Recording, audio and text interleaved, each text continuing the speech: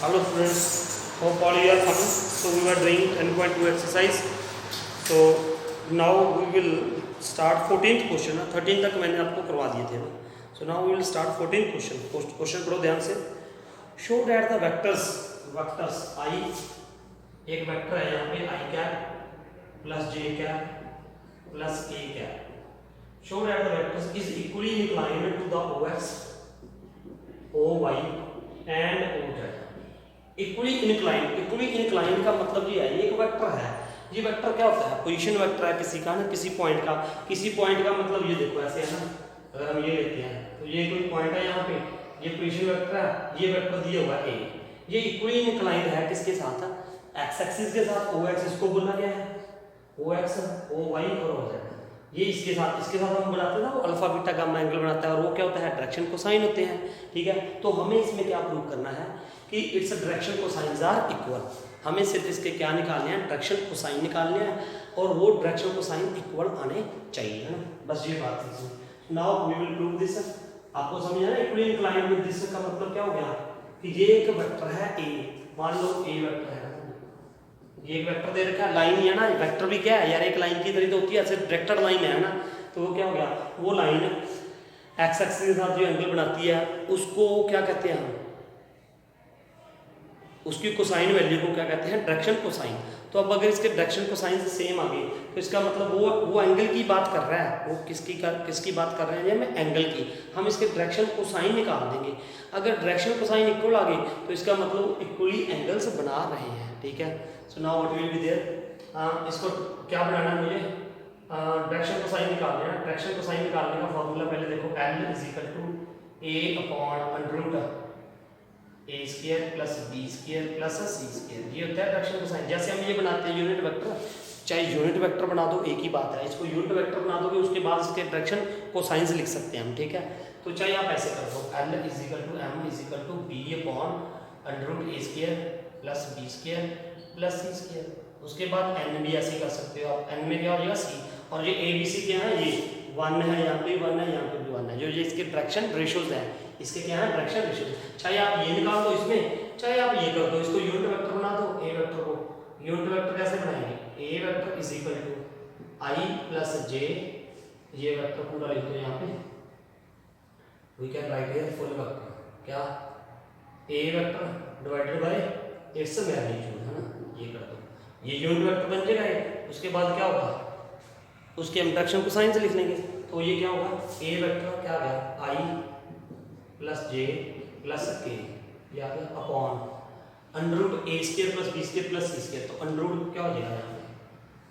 1 का square plus 1 का square plus 1 का स्क्वायर. तो ये क्या हो गया?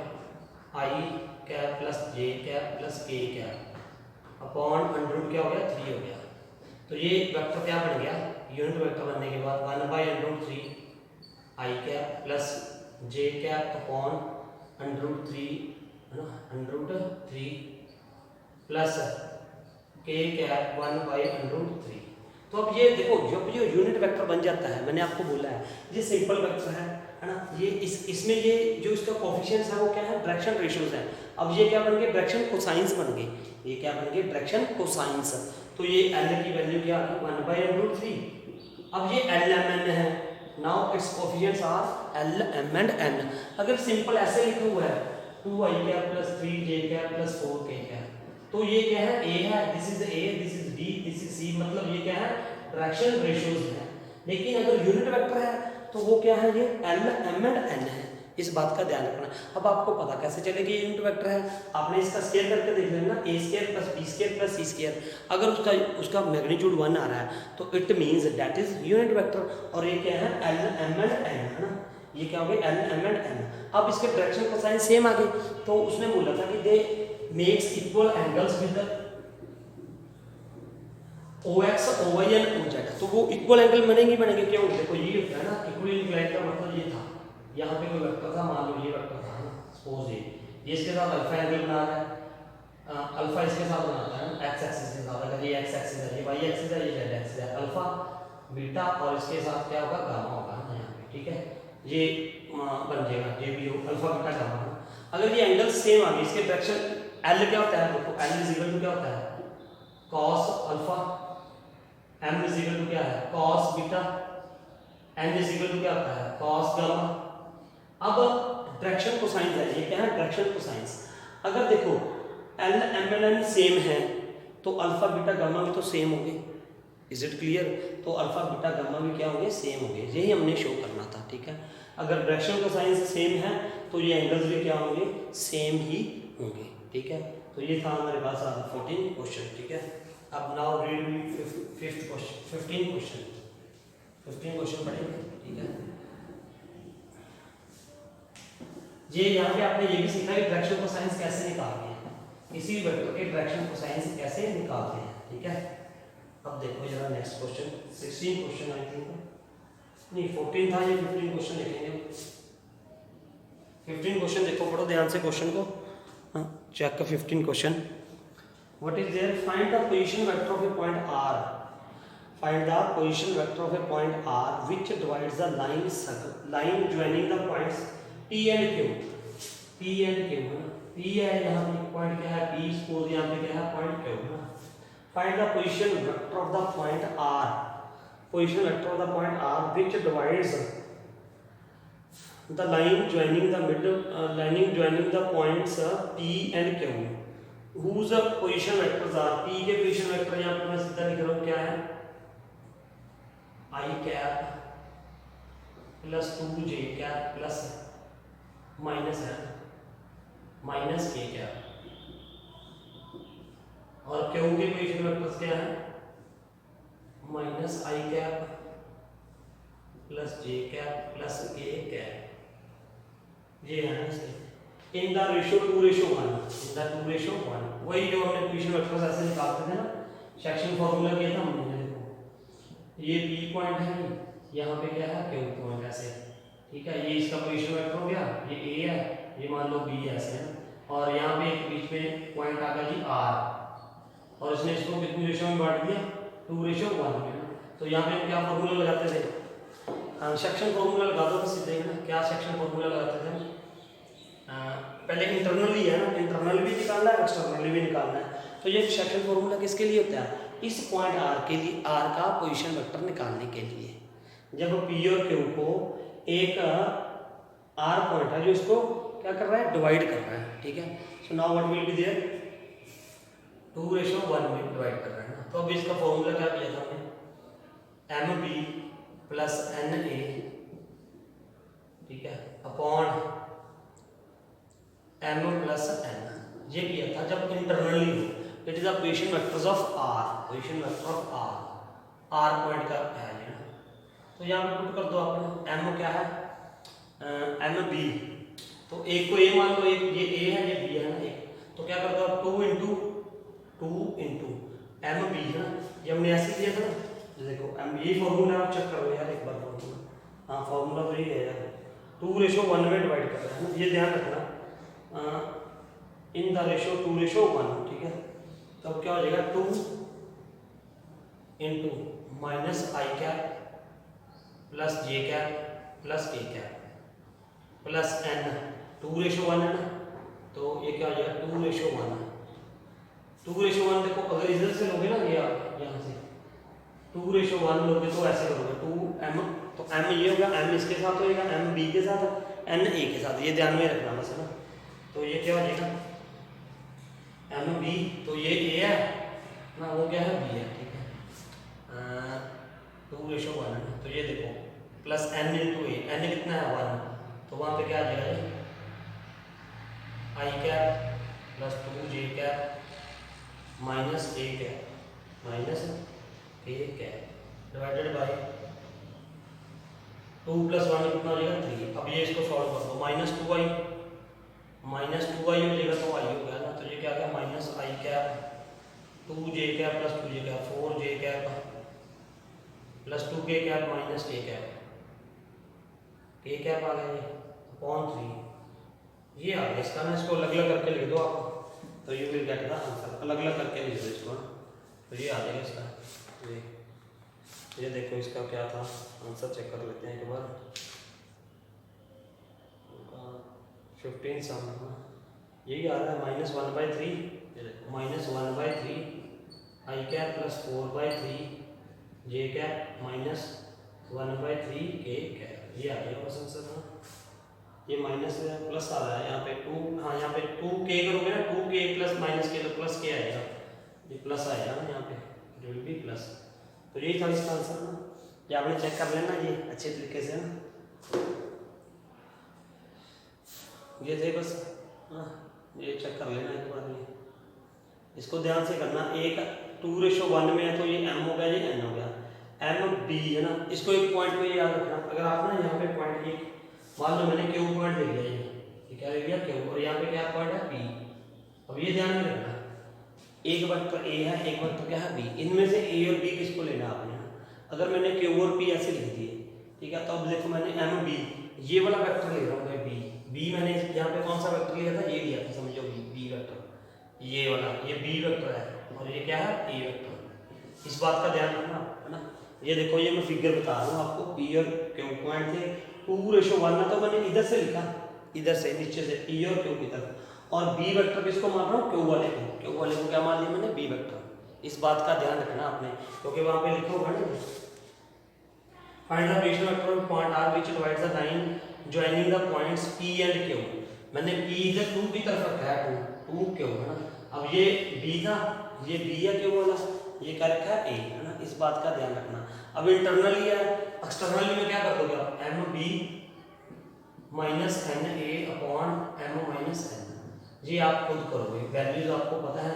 और एक्सटर्नल का मतलब क्या होता है कि यहाँ क्या है ये पॉइंट r, अब ये पॉइंट यहाँ पे नहीं है r का मतलब ये है, ये है ना, ये आप खुद आपके लिए छोड़ रहा हूँ। अगर प्रॉब्लम आती है तो आप मेरे को कमेंट करके बताना, मैं नेक्स्ट वीडियो में आपको ये सम करवा दूंगा, है ना। तो मैं यही देखना चाहता हूँ, और जिसका आ गया वो भी लिख के बताएगा कि सर आई हैव डन, ठीक है। सो ये था हमारा 15 क्वेश्चन, ये मैंने आपको निकाल के दिखा दिया, नेक्स्ट आप खुद कर दो, ठीक है। ये था 15 क्वेश्चन है ना। सो नेक्स्ट इज 16, देखो 16 क्वेश्चन करेंगे।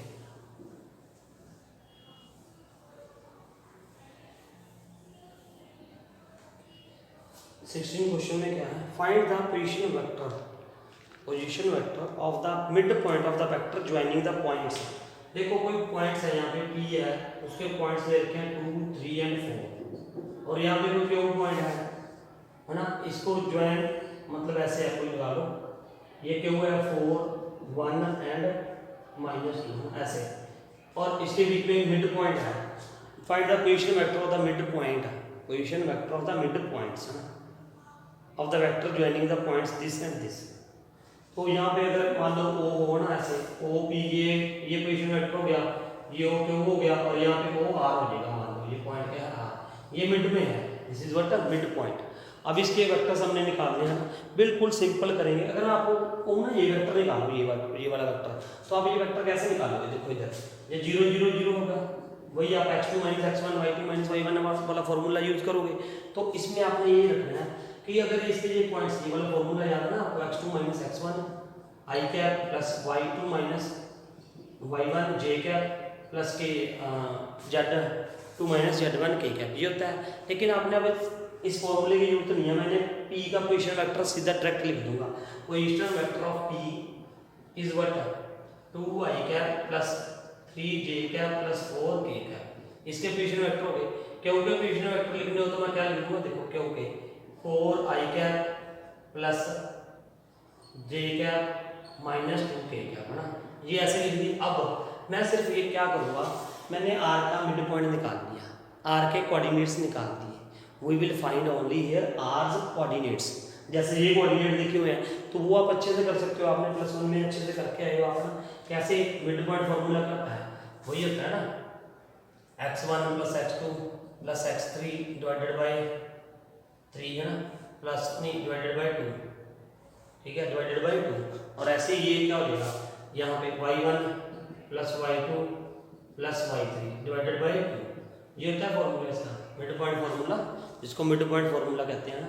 तो हम क्या करेंगे, 2 + 4 6 हो जाएगा, 2 + 4 डिवाइडेड बाय 2, ऐसे ही वो आ जाएगा ना Z1 वाला भी आगे।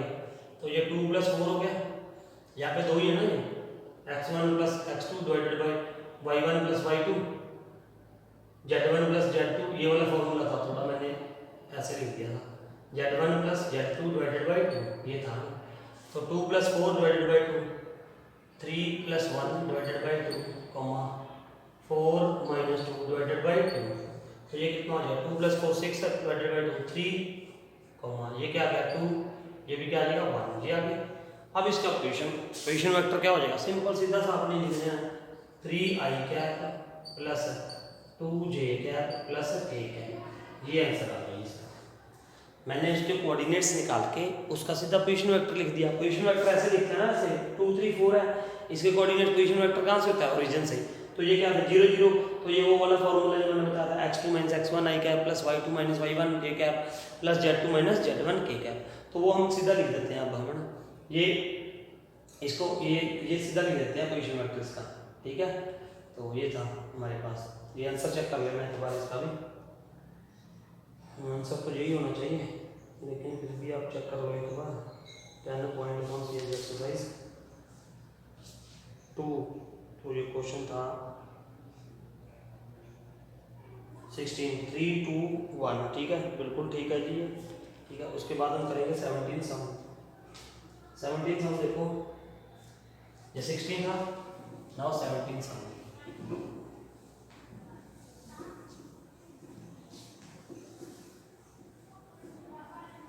Now will start 17 question. 17 question है यहाँ पे। 17 क्वेश्चन क्या है, व्हाट इज 17 क्वेश्चन, थोड़ा नीचे लिख दूँ मैं यहाँ पे 17 क्वेश्चन, ठीक है। 17 क्वेश्चन क्या है, देखो क्या दे रखा है हमारे पास, 3 पॉइंट्स दे रखे हैं और उन पॉइंट्स के पोजीशन वेक्टर्स दे रखे हैं। ए बी सी है, ए बी सी है मान लो, और हमें शो करना है कि show that the points A, B and C with position vectors this and this respectively form the vertices of a right angle triangle। 3 point दे रखे हैं, तीनों पॉइंट्स के क्या दे रखे हैं, पोजीशन वेक्टर्स दे रखे हैं, इस बात का ध्यान रखना है। These are the position vectors. Position vector का मतलब आपको पता ही है ना, जब स्पेस में कोई पॉइंट दे रखा हो तो जो यहाँ से उसका डिस्टेंस है, मान लो डिस्प्लेसमेंट कह देते हैं ना, ये वेक्टर दे रखा है। तो ये O से था, ये मान लो O है यहाँ से पॉइंट, ये इससे पोजीशन वेक्टर हो गया, ये इसका हो गया, ऐसे ही इसका हो गया वहाँ पे ना। ये ऐसे नहीं है कि जरूरी नहीं है कि ऐसे ट्रायंगल बनेगा, ये ट्रायंगल मुझे नहीं पता कैसे बनेगा, लेकिन मैंने वैसे बना दिया आपको समझाने के लिए कि राइट एंगल ट्रायंगल क्या होता है। राइट एंगल ट्रायंगल क्या होता है, देखो पहले पोजीशन वेक्टर्स दे रखे हैं। कई बच्चा ये समझ लेता है यार ये वेक्टर क्यों नहीं लिया हमने, ये अरे ये पोजीशन वेक्टर है। पोजीशन वेक्टर का मतलब डिस्टेंस फ्रॉम द ओरिजिन है ना, उस पॉइंट का वो डिस्प्लेसमेंट जो हमने पहले कर चुके हैं ना। अब इसका पोजीशन वेक्टर ये है, इसका पोजीशन वेक्टर ये है, इसका पोजीशन वेक्टर ये है। तो आगे हमने इन तीनों पॉइंटों को मिलाया। ये पॉइंट कहीं भी हो सकते हैं स्पेस में, है ना, ये है ना ऐसे, ये मान लो अगर मैं इसको लोकेट करूंगा, ए कहीं पे होगा, बी इन कोऑर्डिनेट्स के अकॉर्डिंग, है ना, तो वो कहाँ पे होगा, उन तीनों पॉइंट्स को मिला के कैसे भी हो सकता है, ये देखो ऐसे या कैसे भी, है ना। वो जो ट्रायंगल बना है वो ट्रायंगल क्या होना चाहिए, राइट एंगल ट्रायंगल होना चाहिए, ये कह रहा है। तो उसके लिए मुझे यानी कि ए बी वेक्टर निकालना पड़ेगा, फिर बी सी वेक्टर निकालना पड़ेगा, फिर ए सी वेक्टर निकालना पड़ेगा। तीनों साइड्स निकाल के उसके बाद हमें देखना पड़ेगा कि sum of the square of 2 sides is equal to the square of third side, है ना। अगर ये आ गया तो वेल एंड गुड, अगर नहीं आया तो नहीं होगा, ठीक है। तो अब ए बी वेक्टर निकालना पहले मैंने ना, ए बी वेक्टर कैसे निकालते हैं, वही x2 माइनस x1 वाला है ना। अगर ये कोऑर्डिनेट्स दे रखे हैं, ये कोऑर्डिनेट्स, तो ए बी वेक्टर फॉर्मूला आपको याद होगा ना, x2 minus x1 i cap plus y2 minus y1 j cap plus z2 minus z1 k cap, ये वाला फॉर्मूला है ना। मैं सीधा डायरेक्ट ले जा रहा हूँ, 2 ए बी पीछे है ना, तो इसको x2 y2 z2 लेना है, ठीक है। 2 माइनस 3 माइनस i कैप, सीधा लिख रहा हूँ मैं 2 माइनस 3, फिर माइनस 1 माइनस 4 प्लस 4 हो जाएगा, प्लस 3 हो जाएगा ना, प्लस 3 j कैप, फिर प्लस 1 प्लस 4 5 प्लस 5 के क्या हो जाएगा, है ना, ये आ जाएगा आई थिंक, ठीक है। अब देखो इसको 2 माइनस ये आएगा। अब इसका क्या निकाल दो, मैग्नीट्यूड निकाल दो। मैग्नीट्यूड कैसे निकलेगा, ये देखो under root x square plus y square 1 का स्क्वायर प्लस 3 का स्क्वायर प्लस 5 का स्क्वायर, तो ये आ जाएगा 25, ये आ गया देखो 1 प्लस 9 प्लस 25 25 और 9 10 35 आ गया आई थिंक, अंडर रूट 35 ये आ गया, देखना अंडर रूट 35 9 5 5 25 25 और 9 10 35 आ गया, 35 आ गया है। अब देखो दूसरा, अब क्या निकालूंगा मैं, बी सी। अब अब मैं क्या निकाल रहा हूँ, बी सी। बी सी कैसे निकलेगा, देखो B C vector B C, तो ये क्या हो जाएगा 1 minus 2, 1 minus 2 minus I cap plus -3 plus 1, -3 plus 1 हो जाएगा, ये -1 है ना, प्लस 1 हो गया, तो क्या हो जाएगा -2 जे कैप प्लस फिर -5 और -1 -6 के कैप हो गया ना। अब इसका क्या निकाल दो आप, मैग्नीट्यूड निकालो। अब इसका मैग्नीट्यूड निकालो। इसका मैग्नीट्यूड क्या हो जाएगा, √1 का स्क्वायर -2 का स्क्वायर 4 ही हो जाएगा, सीधा लिख रहा हूँ यार। 1 का स्क्वायर 1 हो जाएगा, 2 का स्क्वायर 4 हो जाएगा, प्लस 6 का स्क्वायर कितना हो जाएगा 36 हो जाएगा।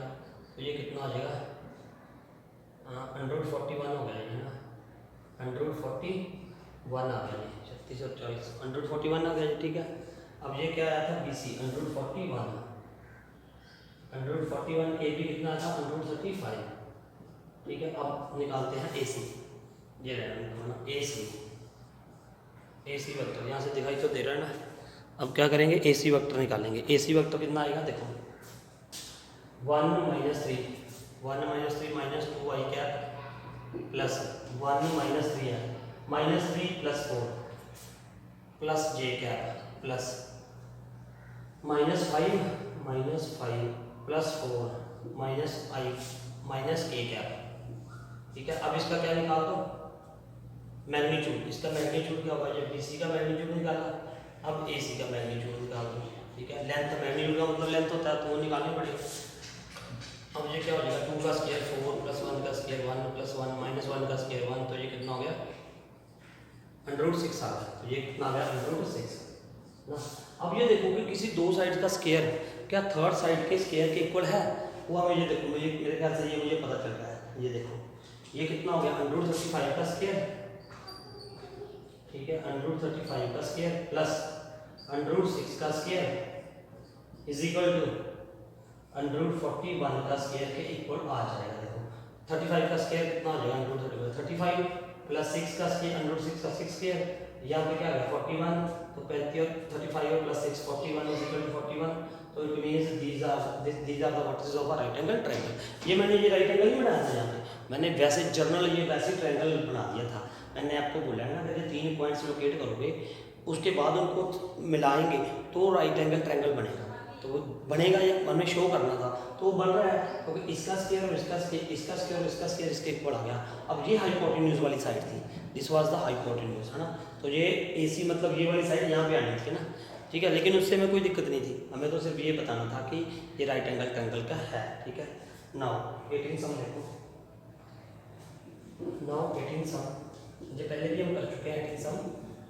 ये इंट्रोडक्शन में वीडियो की 10.1 में जब ट्रायंगुलर वेक्टर लॉ बताया था ना, जब मैंने वेक्टर लॉ बताया था तब करवाया हुआ है ना, ट्रायंगुलर वेक्टर लॉ, ठीक है। ये ऐसे है, ये ऐसे है, यहाँ पे ये देखो C ऐसे है, ऐसे है, और यहाँ पे ये B है और ये इट इज A।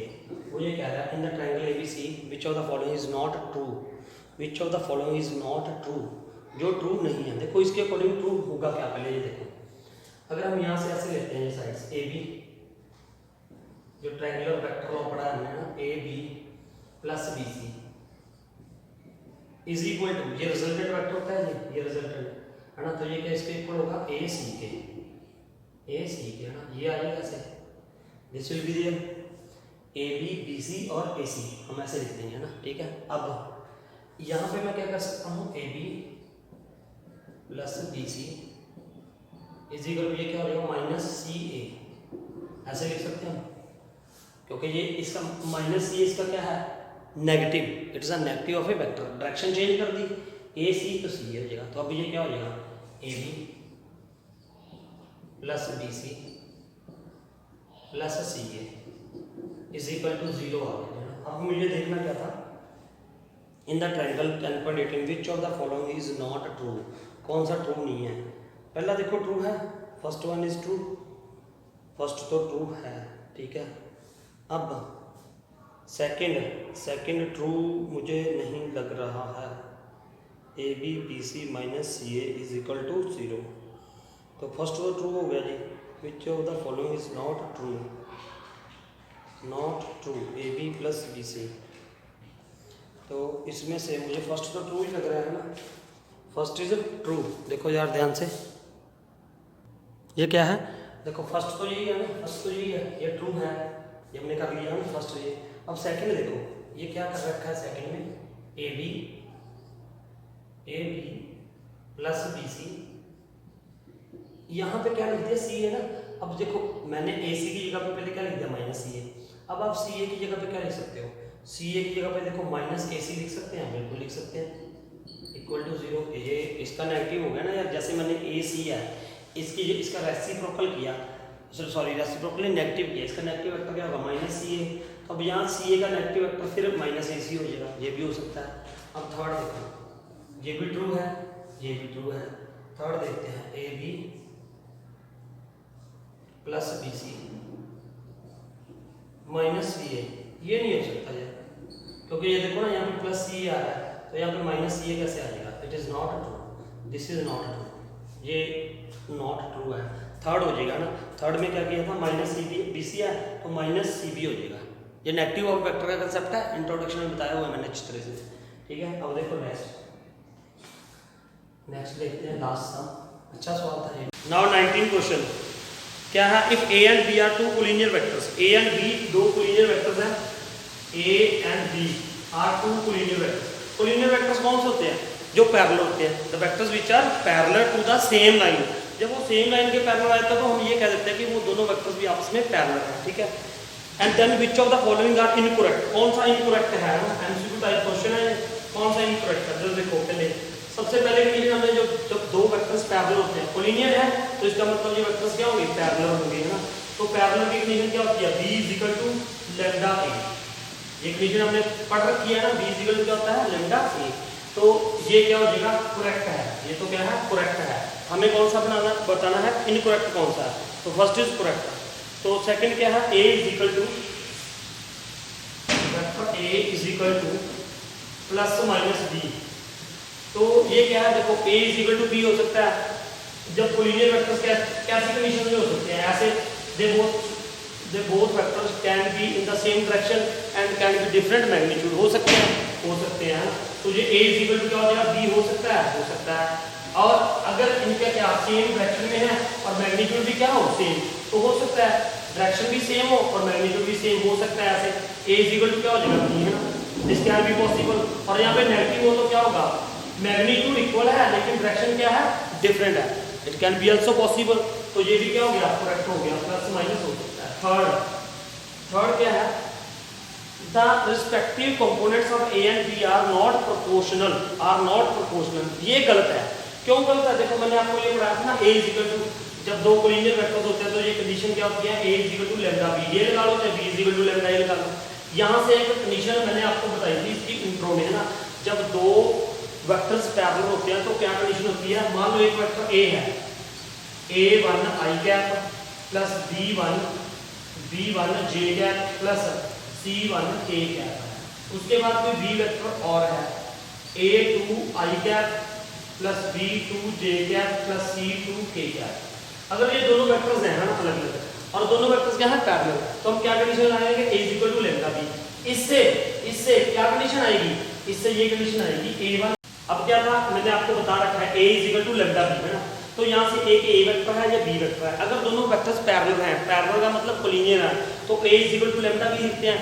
इससे ये मैंने आपको ना इंट्रोडक्शन की वीडियो में बता रखा है कि वो कंडीशन क्या होती है, a1 upon a2 is equal to b1 upon b2 is equal to c1 upon c2, ये कंडीशन आ जाती है ना। ये मैंने बता रखा है आपको कैसे आएगी, इसको ये वैल्यू यहाँ पे पुट करोगे, ये वैल्यू यहाँ पे पुट करोगे, उसके बाद क्या करोगे कंपेयर करोगे, तो ये कंडीशन आ जाती है ना, that is equal to lambda, किसी भी मतलब कांस्टेंट के इक्वल आ जाएगी, ठीक है। जब दो, ये आपने वैसे भी कंडीशन याद रखनी है, अगर दो वेक्टर को आपने पैरेलल शो करना है तो उन दोनों के, और ए बी सी क्या है कंपोनेंट्स हैं उसके, कौन से स्केलर कंपोनेंट्स है ना, ये क्या है स्केलर कंपोनेंट्स है, जिसको हम डायरेक्शन रेशियोज भी कह देते हैं, ठीक है। तो ये डायरेक्शन रेशियोज है, उनकी रेशियो क्या होगी, प्रोपोर्शनल होगी, लेकिन वो क्या कह रहा है कि they are not in proportion, तो इसका मतलब ये क्या हुआ, ये इनकरेक्ट है, दिस इज इनकरेक्ट है। और फोर्थ भी देख लेते हैं ना, इसमें डी क्या देता है। डी में ये देता है कि both the vectors A and B have the same direction, हो सकती है दोनों की सेम डायरेक्शन, एक इधर है एक इधर है ना, और ये है बट डिफरेंट मैग्नीट्यूड्स, वो ये कह रहा है कि ये हमने ये देखना है कि ये करेक्ट है कि इनकरेक्ट है। Both the vectors A and B have the same direction same but different magnitude, it is possible, ये पॉसिबल है। एक का मैग्नीट्यूड ये आ गया, एक का मैग्नीट्यूड ज्यादा हो सकता है। They both can be but parallel, collinear होंगे है ना, कोलिनियर भी होंगे पैरेलल भी होंगे, और इसका मैग्नीट्यूड इतना सा है, इसका मैग्नीट्यूड ज्यादा हो सकता है, इट कैन बी डिफरेंट, तो दिस इज आल्सो करेक्ट है ना। तो only she was the incorrect है ना। तो ये थी हमारी 10.2 एक्सरसाइज, होप आपको सारी समझ आ गई होगी है ना। अगर फिर भी किसी को कोई प्रॉब्लम है तो they can ask me by giving a comment, ठीक है। तो thank you for watching this video.